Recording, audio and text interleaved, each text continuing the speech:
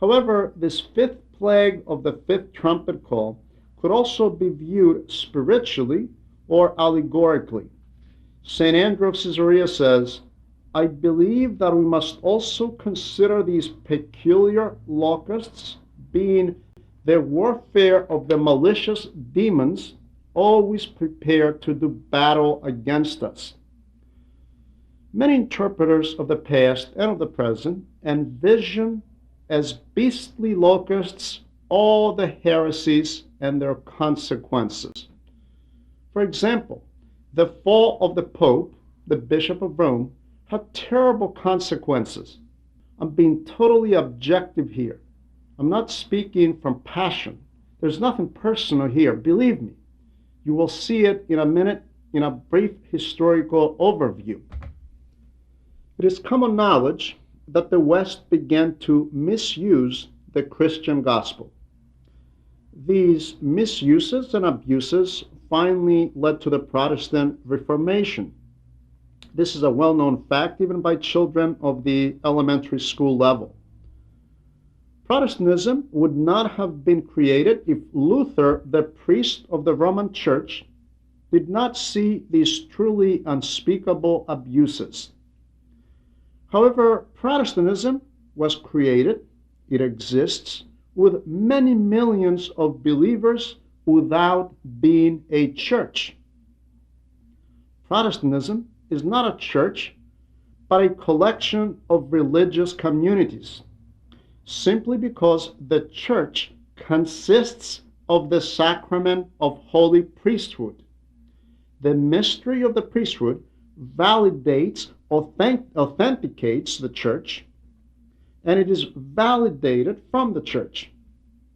More clearly, the priesthood, the presence of the priesthood, authenticates all mysteries, including the mystery of divine Eucharist and holy baptism, which consist the church.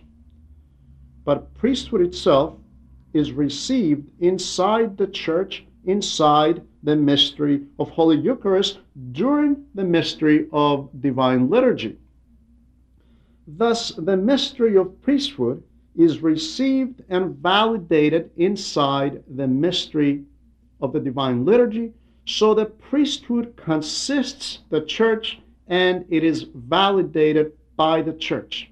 These two are indispensably connected, and since Protestantism dispensed the mystery of holy orders, let's not waste our time thinking them as churches. But do you perceive the seriousness of this dilemma? This is something that could make the head of the sincere Orthodox Christian spin, to think, how could all these people reach salvation? What will happen to them?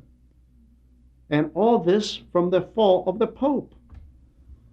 It is also known that the Roman Church adulterated the spirit of the gospel, and from crucifixional, cross-bearing, changed it to secular or social-political.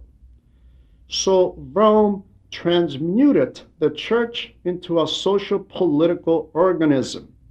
This is not difficult to understand when we speak about the Church of Rome and the Vatican, because the Vatican is an official nation and the Bishop of Rome happens to be simultaneously the president, or in previous centuries, the king of the country of the Vatican. So the Bishop of Rome holds ecclesial and political authority. Needless to say, this Western Christian adulteration had severe consequences. It gave birth to Renaissance. It is common knowledge that Renaissance was created from a spirit of rebellion against the Roman Church, because people saw this church as a swamp, and its decomposition was natural since this church had essentially died. A certain spirit, a new wave was now alive in Europe, seeking to liberate people from the church and to return to civilization, politics, and to classical humanism. This is the basis of the spirit of the Renaissance. They reached the point of wishing to mimic the classical architecture of ancient Greece, So Renaissance, which means rebirth and certainly not creation, they did not create anything new. They simply copied the existing arts of ancient Greece. Consequently, and progressively and steadily, Western Christianity was taking steps towards the world and towards secularism, creating Christians of this age and not of the age to come. Christians who view the church as a means of good communication, helpful in their sense of community, to develop a strong community, to enjoy their material goods, and this created various adverse reactions among the different classes of people. This unrest in the area of philosophy, social ways, and reforms led very quickly to atheism. Atheism, my friends, was born in the West. Heresies existed in the East, but they never gave birth to atheism. The phenomenon of atheism never appeared in the 2,000-year history of Eastern Orthodoxy. This is a product of the West. Now, if you pose the argument that atheistic communism developed in the area of Russia, well, this is not by mere coincidence.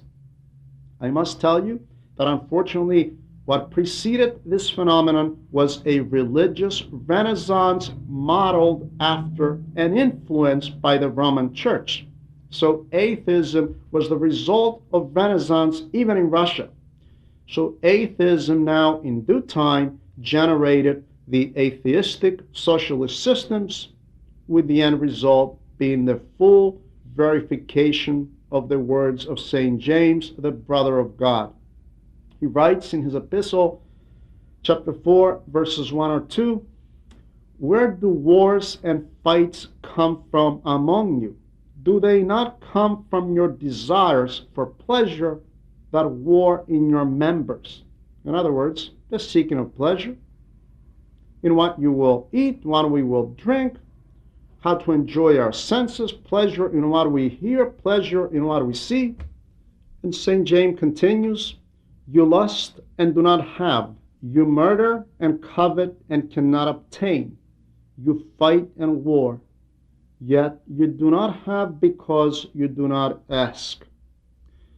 This is a very quick overview because our time here does not allow us to do an analytical study of these historical events, but our objective is to offer some pertinent points to justify this fifth plague from a spiritual viewpoint. Europe, at some point, begins to discover Africa, the Far East, and America. And what does it do? It colonizes. It becomes colonial. And millions of people sigh and grumble under the yoke of colonist Europe. And now I ask, when the missionaries of the Western world, of Europe, when they would go to spread the gospel of Christianity in India, in China, the Far East, would they be accepted? And would their acceptance be the same had they not brought along these infections? Because behind this missionary Christian activity was exactly this agenda of real estate possession and colonization. This is precisely why all these adverse reactions were created, and finally atheism being the end result of a cosmopolitan, secularized Christianity, a Christianity used more so as a bait, as an outside cover for the hook of selfish material interests and hedonistic pursuits. All this simply because Europe desired to live lavishly and materialistically. Europe did not have a Christian mindset to simply wish to bring the message of the gospel, to Christianize Africa and America and the Far East, to become genuine missionaries like the Byzantines without having ulterior motives and desires of possession. This is very characteristic, and as Greeks we can boast about this, And even to this day, everywhere we go to witness and preach Christ, we do not have a colonist mentality, but we wish to preach Christ with all our heart to those who do not know him. However, this was not the case with Western Christianity. A more recent interpreter states in one of his books while interpreting the Revelation the following: the French Revolution took place in 1789. Now, what is the French Revolution? Of course, it is a number of things, and to this day, many references and many different writers offer various interpretations. But essentially, my friends, it is nothing more than a new agenda, a new initiative towards organized materialistic and atheistic socialist systems.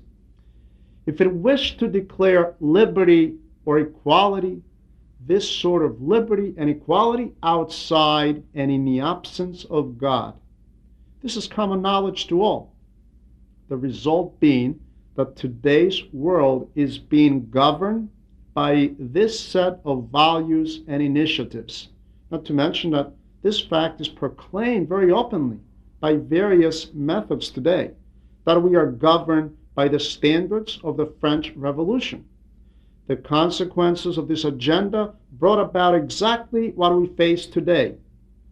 The dead end of anarchy, rebellion, and ethical deterioration, and the escalation of crime.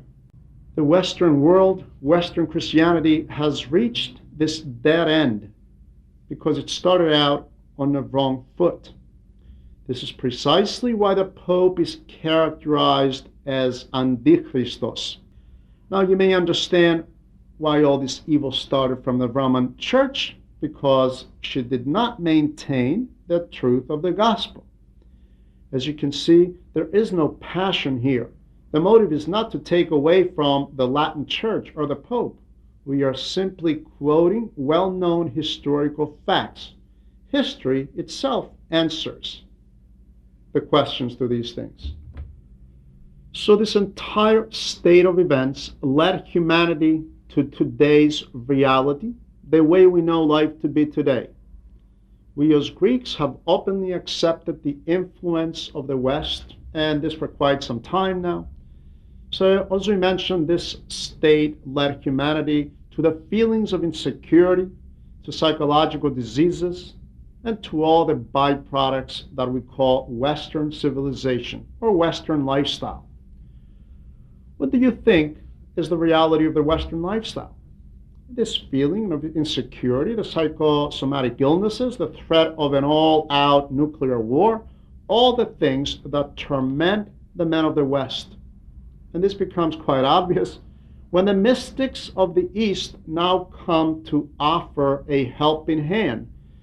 The gurus of Buddhism, the Dalai Lamas of Eastern meditation, and they exclaim, "You pitiful Europeans, learn to relax. You got to relax. Do you have fears? Sit down in the morning, meditate for an hour or two, loosen up, untie your energies." And why this need for relaxation? Because the man of the West finds himself in this vicious cycle of mental anguish, a lifestyle full of stress, psychosomatic illnesses, the feeling of imbalance, insecurity, and the constant fear of nuclear war. And we live with all these evils. So all of the above, my friends, torment today's men. And we could say that this entire description of the scenario of this fifth trumpet call essentially presents a rather good picture of the contemporary reality, where people are being tormented from the very things that they were in such a hurry to invent.